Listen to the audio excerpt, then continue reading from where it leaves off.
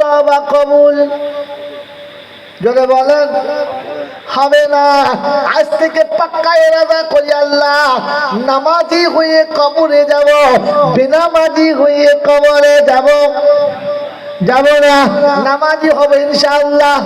পাক্কা আল্লাহর সঙ্গে ওয়াদা করেন, আমার সঙ্গে কথা বলেন না, বক্তার সঙ্গে কোনো লাভ নাই।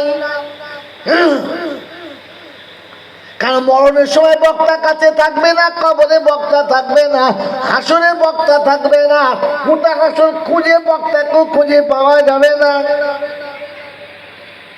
আল্লাহ এখানে আছে, মরণে থাকবে, কবরে থাকবে, হাসরে থাকবে, মিজানে থাকবে, তোমাকে জান্নাতের রাস্তা নিজে দেখিয়ে দেবে। হ্যাঁ বাপজিরা, সোনারা, নারীরা, জ্ঞানী জনেরা, শুধু মানুষেরা, কোরআন শুনিয়ে দিচ্ছি, আকিমুস সালাহ, তুমি নামাজি হও, প্রথম নামাজি হও, পরে তওবাতে হাত তোলো।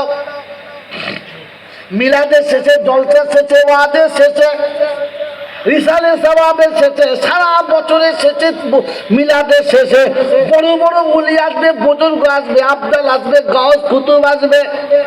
সবাই যখন দোয়া করবে, হাত তুলবে, কাঁদবে, রব্বানা যালামনা, ডুকরে ডুকরে কেঁদেছো, চোখের পানিতে, নাকের পানিতে, বুক ভেসে গেছে, হাত ভিজে গেছে, গোটা দুনিয়া দেখেছে কান্নার ডিজাইনটা। রব্বে জুল জালাল বলে, বেনামাজির কান্নার কোনো দাম নাই, বেনামাজির চোখের পানির কোনো দাম নাই, বেনামাজির যতই কাঁদে ওই কান্নাটা আমি ভুলি না, বেনামাজির কান্না আমার হৃদয়ে লাগে না।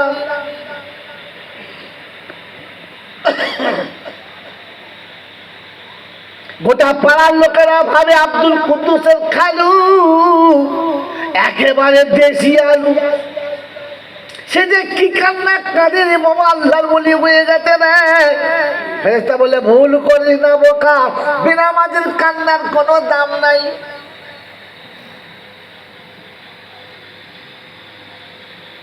বেনামাজির কান্নার কোনো দাম নাই, বরং এটা তার জন্য মুসিবতের কারণ। এটা নোংরা কথা, একটু আড়াল করে বলবো, বলবি ইনশাআল্লাহ, বোঝার জন্য বলবো, হ্যাঁ না বলেন? বন্ধু, যার সঙ্গে আমার বিয়ে হয় নাই, তবে সম্পর্ক খুব ভালো,